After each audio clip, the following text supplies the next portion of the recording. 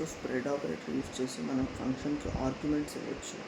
యాక్చువల్గా ఎరేని మనం నెంబర్ లాగా ఒక్కోటి పంపించడానికి కూడా స్ప్రెడ్ ఆపరేటర్ యూజ్ చేస్తాం.